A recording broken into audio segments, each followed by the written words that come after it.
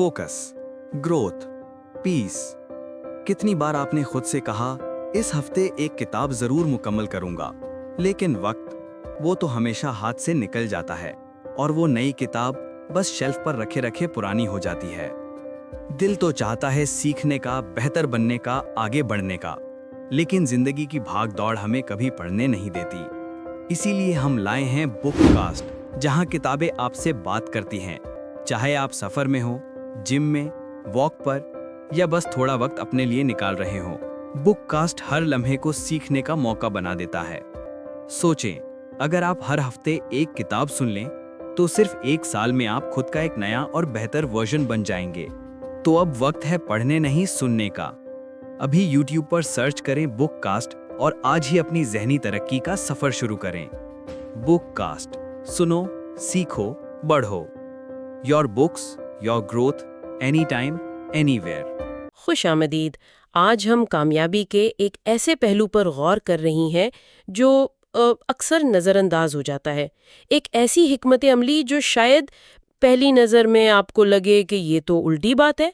हम बात कर रहे हैं कैनवस स्ट्रैटेजी की। ये जो तस्वर है, ये एक किताब के सबक से लिया गया है।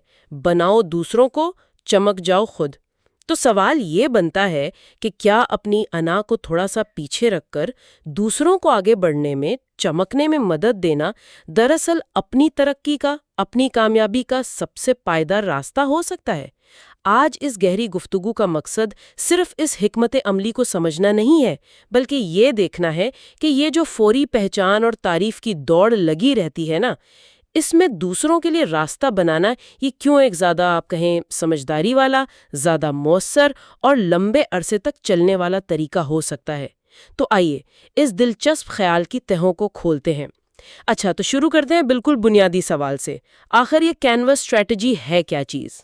जी, बुनियादी तौर पर ये एक आप समझे ज़हनी रवैया है, एक नुक्ता नज़र है, अपने आप को एक खाली कैनवस की तरह समझना। खाली कैनवस? जी, जिस पर दूसरे लोग, मतलब आपके साथी, आपके बॉस, आपके सरपरस्त, वो अपना शाहकार बना सकें। ये एक तरह से वो जगह देना है जहां दूसरों की काबिलियत निखर सके। यानी पर्दे के पीछे रहकर काम करना। ये तो शुरू में तो शायद बहुत से लोगों को ये अच्छा ना लगे।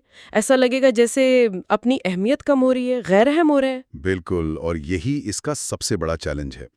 लेकिन ये ख्याल कोई बिल्कुल नया नहीं है। अगर हम तारीख देखें ना, तो कदीम रोम में एक खास किरदार होता था जिसे एंटी एम्बुलो कहते थे। एंटी एम्बुलो? ये क्या मतलब हुआ इसका? लातीनी में इसका मतलब है वो जो रास्ता साफ करता है। अच्छा, दिलचस्प। तो ये शख्स करता क्या था? ये शख्स अपने सरपरस्त या पेट्रन के आगे चलता था। उसका काम होता था भीड़ में रास्ता बनाना, ज़रूरी पैगाम पहुंचाना, मुलाकातें करवाना, मतलब मजमूई तौर पर अपने सरपरस्त की ज़िंदगी आसान बनाना, उनके मकसद पूरे करने में मदद देना। तो बज़ाहिर तो ये एक कमतर हैसियत लगती थी, लेकिन ये निज़ाम का एक अहम हिस्सा था। तो कैनवस स्ट्रैटेजी का बुनियादी ख्याल यही हुआ कि अपनी जो ज़ाती ख्वाहिशात हैं, अना है, उसकी फौरी तस्कीन को छोड़कर दूसरों की कामयाबी के लिए सहूलतकार बन जाएं, मददगार बने, रास्ता साफ करने वाले बन जाएं। लेकिन जैसा आपने कहा, ये तो इंसानी फितरत के खिलाफ जा सकता है। हम सब में होती है ना ख्वाहिश के नुमायां हों, तारीफ मिले। यकीनन होती है। और इसी कश्मकश की एक बेहतरीन मिसाल हमें मिलती है रूमी शायर मार्शल की। वो अपने ज़माने का बड़ा बसलाहियत शायर था, लेकिन गुजर बसर के लिए उसे कई अमीर सरपरस्तों के लिए एंटी अम्बुलो वाला काम करना पड़ता था। ओह, और क्या वो खुश था इससे? बिल्कुल नहीं, सख्त नफरत करता था वो उससे। वो उसे गुलामी समझता था, अपनी बेइज्जती महसूस करता था और हर वक्त अपनी महरूमियों का, उस मजबूरी का रोना रोता रहता था। वो समझता था कि मेरी सलाहियतों का गलत इस्तेमाल हो रहा है। ये तो समझ में आता है। मतलब कोई भी अपनी काबिलियत से कम काम करने पर शायद खुश ना हो। हाँ, लेकिन यहाँ एक गहरा नुक्ता है जिसे मार्शल समझ नहीं पाया। जरिया निशानदही करता है कि यही एंटी एम्बुलरा की हैसियत, जिसे वो कमतर समझ रहा था ना, जी, वही उसे रोमी माशरे के अंदरूनी मामलात, ताकत के खेल, इंसानी रवैयों की वो अनोखी, वो गहरी समझ दे रही थी, जिसने उसकी शायरी को लाजवाल बनाया। उसकी शायरी आज तक जिंदा है, क्योंकि वो उन मुशादात पर मबनी थी जो उसे इसी नापसंदीदा किरदार की वजह से मिले। वो तो यूं समझे सोने की कान पर बैठकर मिट्टी को रो रहा था। वाह, یہ تو بالکل ہی الگ زاویہ ہے. یعنی جو چیز اسے وقتی طور پر بوجھ لگ رہی تھی یا کمتری لگ رہی تھی، وہی دراصل اس کے فن کی بنیاد بن رہی تھی. کمال ہے. بالکل. اور یہ رویہ، یہ کڑہن آج بھی بہت عام ہے. ہم اکثر دیکھتے ہیں نوجوان جب کیریئر شروع کرتے ہیں، کوئی انٹرنشپ ہے یا پہلی نوکری ہے، تو وہ محسوس کرتے ہیں کہ بھئی ہمیں ہماری قابلیت کے مطابق کام نہیں مل رہا، یا یہ غیر ضروری کام دے دیے ہیں، ہمیں دوسروں کے آگے جھکنا پڑ رہا ہے. جی ہاں، وہ سوچتے ہیں یہ میری شان کے خلاف ہے، میں انہیں اپنے اوپر حاوی نہیں ہونے دوں گی، بھلے نقصان ہو جائے. کتاب میں یہ بھی لکھا ہے کہ بعض اوقات نوجوان ایسی نوکری کرنے کے بجائے جسے وہ اپنی انا کے خلاف سمجھتے ہیں، والدین کے ساتھ رہنا یا بے روزگار رہنا بہتر سمجھتے ہیں، وہ فوراً اپنی اہمیت منوانا چاہتے ہیں. اور یہی وہ نقطہ ہے جہاں کینوس اسٹریٹجی آتی ہے. یہ اس عام رویے کے بالکل الٹ ہے. یہ سمجھنے کی کوشش ہے کہ کیا واقعی دوسروں کے لیے راستہ صاف کرنا، ان کی خدمت کرنا اتنا برا ہے؟ تو پھر اس حکمت عملی کے فائدے کیا ہیں؟ کوئی کیوں اپنی انا کو پس پش ڈالے؟ ٹھوس فائدے کیا ہیں؟ اس کے کئی گہرے اور لمبے عرصے تک چلنے والے فائدے ہیں. پہلا اور سب سے اہم، خاص طور پر کیریئر کے شروع کے نازک مرحلے میں، یہ ہے کہ یہ آپ کی انا کو قابو میں رکھتا ہے. جب انا کم ہوتی ہے نا، تو سیکھنے کی خواہش اور گنجائش بڑھ جاتی ہے. یہ دلچسپ بات ہے. انا کیسے سیکھنے میں رکاوٹ بنتی ہے؟ دیکھیں، کتاب میں یہ دلیل ہے کہ جب ہم شروع کر رہے ہوتے ہیں تو ہم اکثر اتنے اچھے یا اہم نہیں ہوتے جتنا ہم خود کو سمجھ رہے ہوتے ہیں. ہمارا رویہ بعض اوقات حقیقت سے دور ہوتا ہے. اسے ٹھیک کرنے کی ضرورت ہوتی ہے. ہمارا جو کتابی علم ہے وہ عملی دنیا میں اکثر پرانا یا آپ کہیں نامکمل ثابت ہوتا ہے. انا ہمیں ان کمزوریوں کو ماننے سے، ان پر کام کرنے سے روکتی ہے. ہم تنقید یا رہنمائی قبول کرنے میں ہچکچاتے ہیں. تو کینلو اسٹریٹجی انا کو کم کر کے سیکھنے کا دروازہ کھول دیتی ہے؟ بالکل. جب آپ کامیاب لوگوں یا اداروں کے ساتھ جڑتے ہیں اور ان کے مقصدوں کو آگے بڑھانے میں مدد دیتے ہیں، مطلب ان کے لیے ریسرچ کرتے ہیں، ان کا کام منظم کرتے ہیں، ان کے مسئلے حل کرنے میں مدد دیتے ہیں، تو آپ نہ صرف ان کے تجربے اور علم سے براہ راست سیکھتے ہیں، بلکہ آپ اندرونی نظام کو، کام کرنے کے طریقوں کو اور کامیابی کے اصل عوامل کو بھی سمجھتے ہیں. یہ صرف خوشامد نہیں ہے، یہ فعال مدد دینا ہے. دوسروں کو ان کے مقصد حاصل کرنے میں مدد دینا، ان کے لیے راستہ صاف کرنا. یعنی یہ صرف دوسروں کو اچھا دکھانے کے بارے میں نہیں ہے، بلکہ انہیں واقعی بہتر کام کرنے میں مدد دینے کے بارے میں ہے. کتاب میں جملہ تھا، کمتر بنو، زیادہ کرو. کیا یہ اسی طرف اشارہ ہے؟ ہاں، یہ اسی خیال کا خلاصہ ہے. بظاہر کمتر کردار ادا کر کے آپ دراصل زیادہ بڑا اور اہم کام کر رہے ہوتے ہیں. آپ سیکھ رہے ہوتے ہیں، تعلقات بنا رہے ہوتے ہیں، نظام کو سمجھ رہے ہوتے ہیں. یہ سب لمبی مدت کی کامیابی کی بنیاد بنتا ہے. تاریخ گواہ ہے، جیسا ذریعہ بتاتا ہے، عظیم فنکار، موجد، رہنما، مائیکل اینجلو سے لے کر بینجامن فرینکلن تک، سب اپنے کیریئر کے کسی نہ کسی موڑ پر اسی طرح کے نظام سے گزرے ہیں. دوسروں کی مدد کر کے اپنے فن اور مہارت کو نکھارا ہے. بینجامن فرینکلن کی مثال تو خاص طور پہ متاثر کن لگی مجھے. کیا آپ اس پر کچھ روشنی ڈالیں گے کہ انہوں نے یہ حکمت عملی کیسے استعمال کی؟ بینجامن فرینکلن کی کہانی تو اس حکمت عملی کی بہترین مثال ہے.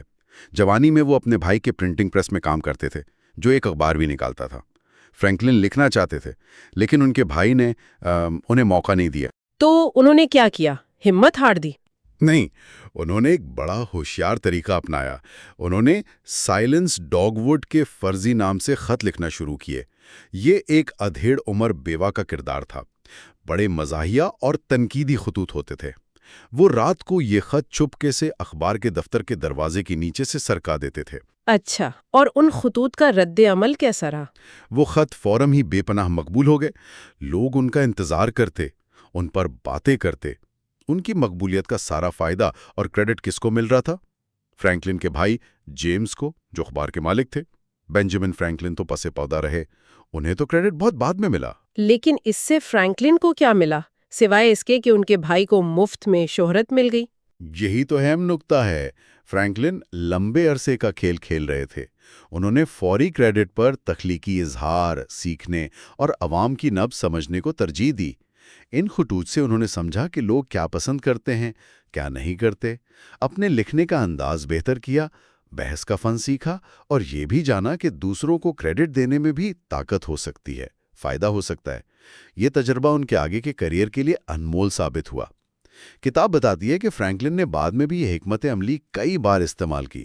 ایک بار تو اپنے ایک مخالف کے اخبار میں لکھ کر تیسرے مخالف کو کمزور کیا، جبکہ خود پیچھے رہے. یہ واقعی شاندار ہے۔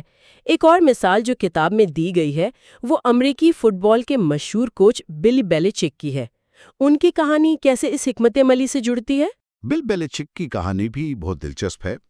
انہوں نے اپنے کوچنگ کیریئر کا آغاز ان کاموں میں مہارت حاصل کر کے کیا جنہیں دوسرے کوچز یا اسسٹنٹس کرنا پسند نہیں کرتے تھے یا اپنے لیے کمتر سمجھتے تھے.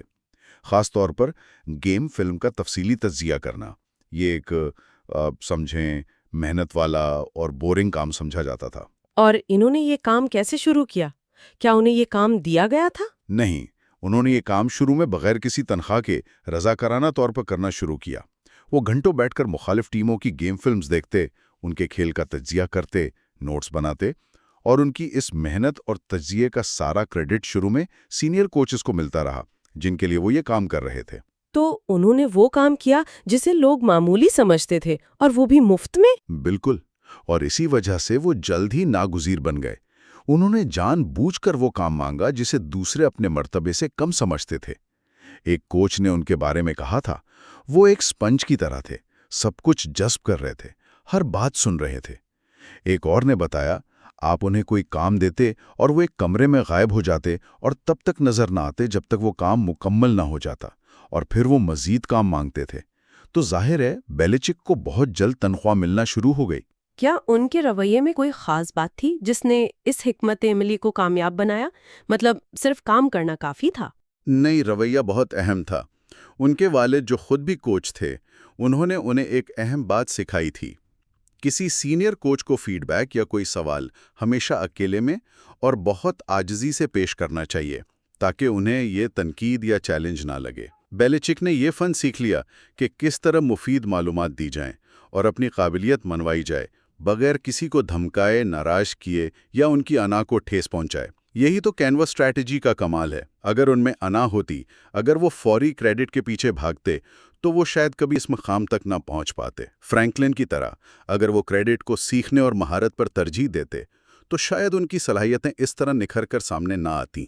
یہ دونوں مثالیں تو واضح کرتی ہیں کہ کس طرح پس پردہ رہ کر دوسروں کو آگے بڑھا کر لمبے عرصے میں کامیابی حاصل کی جا سکتی ہے. تو اب سوال یہ ہے کہ عام زندگی میں عملی طور پر اس کینوس اسٹریٹجی کو کیسے اپنایا جا سکتا ہے؟ کتاب اس بارے میں کیا کہتی ہے؟ کتاب کچھ بہت ٹھوس اور عملی قدم بتاتی ہے جنہیں کوئی بھی اپنی صورتحال کے مطابق اپنا سکتا ہے. مثلا اپنے باس یا ٹیم لیڈر کو اچھے قابل عمل آئیڈیاز دیں اور خوشی سے انہیں اس کا کریڈٹ لینے دیں. آپ کا مقصد آئیڈیا کا کامیاب ہونا ہے، نہ کہ فوراً اپنا نام روشن کرنا. جو باصلاحیت اور اچھے لوگ ہیں انہیں ایک دوسرے سے ملوائیں اگر آپ کو لگتا ہے ان کے ملنے سے کوئی اچھا نتیجہ نکلے گا. تعلقات بنانے میں مدد کریں. ٹھیک ہے. وہ کام تلاش کریں اور کریں جو ضروری تو ہیں لیکن کوئی اور نہیں کرنا چاہتا. شاید وہ بورنگ ہیں، مشکل ہیں یا کمتر سمجھے جاتے ہیں. نظام میں جو ناکاریاں ہیں، فضول خرچی ہے، اسے تلاش کریں اور اسے ختم کرنے کے طریقے بتائیں یا عمل کریں تاکہ ادارے کے وسائل بچیں. جتنی توقع کی جاتی ہے اس سے بڑھ کر کام کریں اور اپنے خیالات، اپنی سمجھ بوجھ جہاں مناسب ہو دوسروں کے ساتھ شیئر کریں بغیر کسی کریڈٹ کی توقع کے. یہ تو بہت عملی مشورے ہیں، لیکن ان سب کا لمبے عرصے میں اثر کیا ہوتا ہے؟ بظاہر تو یہ سب دوسروں کے لیے کیا جا رہا ہے، مجھے کیا فائدہ ہوگا؟ بظاہر ایسا لگتا ہے لیکن حقیقت میں اس کا سب سے زیادہ فائدہ آپ کو ہی پہنچتا ہے. اس کی طویل مدتی اثرات بہت گہرے ہیں.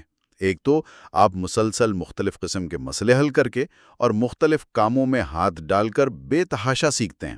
آپ کا تجربہ اور مہارت بڑھتی ہے. دوسرا، آپ کی شہرت ایک ایسے شخص کے طور پر بنتی ہے جو قابل اعتماد ہے، محنتی ہے اور ٹیم کی کامیابی کے لیے ضروری ہے. لوگ آپ پر بھروسہ کرنے لگتے ہیں. اور تعلقات کے حوالے سے نیٹ ورکنگ کا کیا؟ یہ تیسرا بڑا فائدہ ہے. اس عمل میں آپ کے لاتعداد نئے اور مضبوط تعلقات بنتے ہیں. آپ لوگوں کی مدد کرتے ہیں، ان کے لیے آسانیاں پیدا کرتے ہیں، تو وہ مستقبل میں آپ کی مدد کرنے کے لیے تیار ہوتے ہیں. آپ انجانے میں مستقبل میں کام آنے والے احسانات اور خیر سگالی کا ایک بینک بنا رہے ہوتے ہیں. یہ دراصل دوسروں کی مدد کے ذریعے اپنی مدد کرنا ہے. تو یہ ایک طرح کی سرمایہ کاری ہوئی؟ بالکل. یہ مختصر مدت کی تسکین جیسے فوری تعریف یا کریڈٹ کو طویل مدتی فائدے کے لیے قربان کرنے کا عمل ہے۔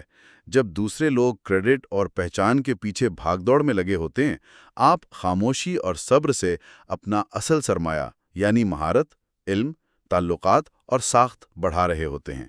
کتاب میں ایک بہت خوبصورت بات کہی گئی ہے، کریڈٹ کو بھول جائیں، اتنی شدت سے بھول جائیں کہ آپ خوش ہوں جب دوسروں کو یہ ملے، کیونکہ یہی تو آپ کا مقصد تھا۔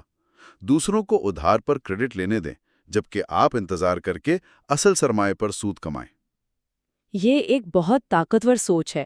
تو آج کی اس ساری گفتگو کا خلاصہ کیا نکلتا ہے؟ خلاصہ یہ ہے کہ کینوس اسٹریٹجی یعنی اپنی انا کو ایک طرف رکھ کر دوسروں کی کامیابی کے لیے راستہ صاف کرنا اور ان کے لیے مواقع پیدا کرنا نہ صرف ایک قابل عمل حکمت عملی ہے، بلکہ یہ طویل مدتی کامیابی، گہرے علم اور مضبوط تعلقات بنانے کا ایک انتہائی طاقتور اور شاید سب سے زیادہ پائیدار راستہ ہے۔ اور کیا یہ حکمت عملی صرف کیریئر کے شروع کے لیے ہے یا بعد میں بھی کام آ سکتی ہے؟ نہیں، بالکل نہیں۔ اگرچہ یہ کیریئر کے آغاز میں خاص طور پر مفید ہے جب سیکھنے کی سب سے زیادہ ضرورت ہوتی ہے، لیکن مصنف کے مطابق یہ حکمت عمل کسی بھی عمر اور کیریئر کے کسی بھی مرحلے پر کارآمد ثابت ہو سکتی ہے۔ آپ اسے آج سے ہی شروع کر سکتے ہیں اور شاید اسے کبھی چھوڑنے کی ضرورت بھی پیش نہ آئے۔